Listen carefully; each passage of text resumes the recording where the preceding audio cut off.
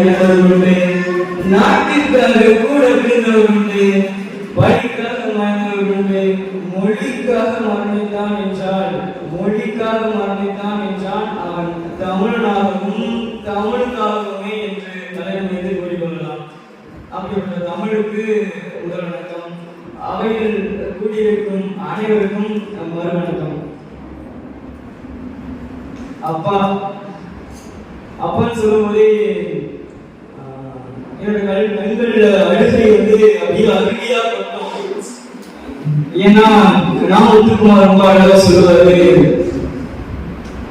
அழுது கொண்டே இருக்கும் அம்மாவை முகம் போல அவ்வளவு எளிதாக கிடைத்து வருவதில்லை அழுது கொண்டிருக்கும் அப்பாவை முகம். நம்ம அம்மா அழுகிறத நிறைய தடவை நம்ம நேர்ல பார்த்துருப்போம், அப்படிதானே? அம்மா அழுகிறத நிறைய தடவை நேர்ல பார்த்துருப்போம். ஆனா அப்பா அழுது என்னைக்காவது பார்த்துருக்கோமா? இல்லைதானே? அந்த அழுகைனா அம்மாவுக்கு மட்டும்தான் தெரியும் அப்படின்றதுதான் நிதர்சனமான உண்மையும் கூட. சரியா? நமக்கு என்ன தேவையோ அதை அனைத்தையுமே செய்து கொடுப்பவர் யாராக இருப்பாங்க அப்படின்னா அப்பாவாக மட்டும்தான் இருப்பாரு. அம்மா ரொம்ப அன்பா இருப்பாங்க. ஆசிரியர் உனக்கு என்ன தேவையோ அதெல்லாம் சொல்லிக் கொடுப்பாங்க. உனக்கு ஏதாவது வேணும், நீ படிக்கணும், இல்ல வேற எதையாவது சிறந்து விளங்கணும் அப்படின்னா வணங்குவதுன்னா கடவுளை வணங்குவ, ஆண்டவனை வணங்குவ, அப்படி இல்லாமட்டா உனக்கு இந்த ஒட்டுமொத்தமும் ஒருத்தருக்கு கிடைக்கணும் அப்படின்னு நினைச்சுன்னா அது தந்தையை தவிர அது யார்ட்டையும் கிடைக்காது அப்படின்னு நான் நிதர்சனமா சொல்லுவேன். சரியா? எங்க வேணா அம்மாவை போல அன்பை கொடுக்கக்கூடியவரும் அப்பா தான். உனக்கு தேவையான எல்லாத்தையும் கொடுக்கக்கூடிய ஆண்டவனாக இருக்கக்கூடியதும் அப்பா தான். ஒரு சில சமயங்கள்ல எல்லா சமயமுமே ஆசிரியரா இருக்கக்கூடியதும் நமக்கு யாரு? அப்பா தான். சரியா? அப்பாவோட வழியில நீ நடந்தன்னு வச்சுக்கேன். அப்பாவோட வழி ரொம்ப ரொம்ப அழகா புத்தகங்கள்ல நிறைய புத்தகங்கள்ல சொல்றாங்க. சரியா? நமக்கு என்ன தேவை அப்படின்றத புரிஞ்சுக்கிட்டே கொடுக்கக்கூடிய ஒரே ஒரு ஆள் யாரு? நான் அப்பா தான். சரியா?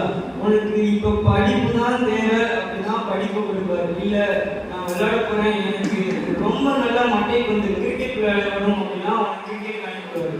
செஸ் விளையாடணும் அப்படின்னா செஸ் அனுப்பிடுவாரு. சதுரங்கம் கேரம் போர்டு விளையாடணும் அப்படின்னா அதுக்கு அனுப்பிடுவாரு.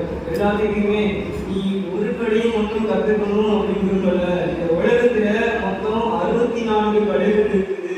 எழுத்திலக்கணம், எழுத்தாட்சம், கணிதவியல், மறைநூல், தொன்மம், இலக்கணவியல், நயநூல், கணியக்கலை, ஓர்கலை, மந்திரக்கலை, இந்தியக்கலை, கம்பியக்கலை, உணவமைப்பு, மரவமைப்பு, மரபு, அணியியல், ஈடுமொழிகள், நாடகங்களை, ஒளிபரப்பி, யாழியல், ஓல்டிசை, மத்தனையல், தாழையல், பொன்னோட்டம், தேர்பேச்சு, யானையேற்றம், குதிரையேற்றம், மைனோட்டம், மண்ணியல், போர்பேச்சு, கைகளுக்கு, கவர்ச்சியல், ஓட்டுகை, நட்பு, பிரிதை, மயக்கங்களை, புலன்களை, விதைகளை, இசை பயிற்சி, கிரை வழுது, நாடி பயிற்சி, மகிழ்வுத்தம், கல்விடம், விளம்புகை, மருந்துதல், வான்புதல், வான்செய்தி, கூடுவிட்டு கூடுபாடு, கனவு கலத்தல், மாயம், பெருமாயம், அறக்கட்டு, நீர்கட்டு, வழிகட்டு, கண்கட்டு, நாவு கட்டு, இந்து கட்டு, விதை கட்டு, வாட்கட்டு, சூரியம் அப்படின்னு சொல்லிட்டு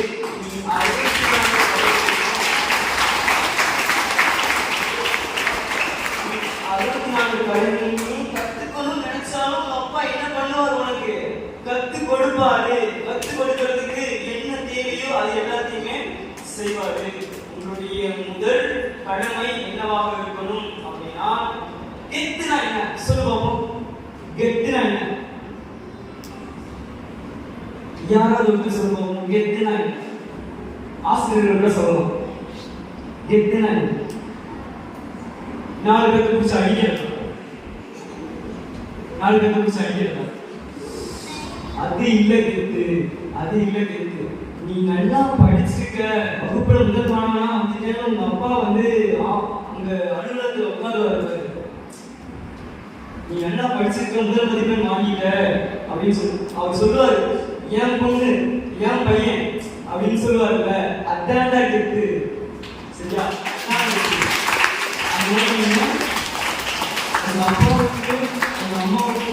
மரியாதையை தேடி தருவதுதான் கெத்து. சரியா? கெத்தா வாழணும். சரிங்களா? தாயை படித்தவனை யார் தடுத்தாலும் விடாதே. தமிழை படித்தவனை தாயை தடுத்தாலும் விடாதே. நல்லா படிக்கலாம்.